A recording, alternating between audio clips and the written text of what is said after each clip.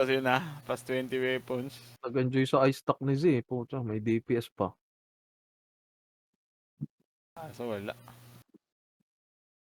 Next week pati di ako maka-AFM pa din kasi For the may art abang pa lang ako sa talaga sub, ng eh. event, tas ay naku talaga.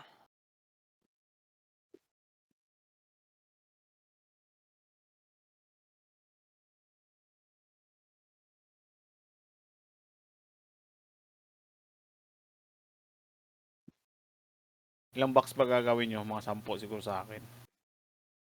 6M. Parang six 600K per ano 'no, box. Tas 24 pakeya. At least may future na tayong magagamit. Oo. Magagamit din naman yun, eh. Ano ba parang times sand din ba yan o iba pa yan? Iba pa yung Oo, pakihan parang nun? times na. Okey, okey. Times na crafted.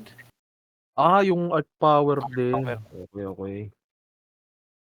Yun yung gagamitin mo dun sa mismong NPC. Oo. Wala kasi tayong NPC na gano'n, eh, yung may magandang UI. Yun daw yung hindi magaya ni Manity na code. Oo, buy na ngayon talaga para di malimutan. Mm. Kasi sa April 1 reset na. Okey na ako, nabili ko na. Bukas na yung reset. Napansin ko lang kanina kasi yung inopen ko na sub may Irene pa. Ayun na, ilala ko agad Oo, yung key. Irene Key. Wala na talaga dun Z yung ano 'no, ancient ano ngang tawag dun, yung +1 na ano, heraldry, wala dun ano? Wala na. So Yun yung mapapagastos na pinalit pala. pakeya.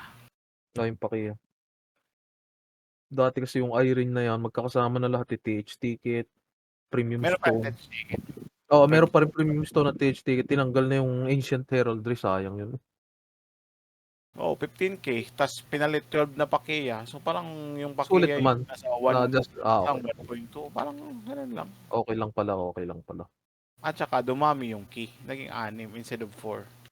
Mas paldo nga. Tapos yun nga ×2 sa Times 2, Sabado oo. hanggang Linggo. Sakto pa yung mga sub ko talaga. 1 day, 2 days yung cooldown ngayon. Tangina, sarap. Paldugi.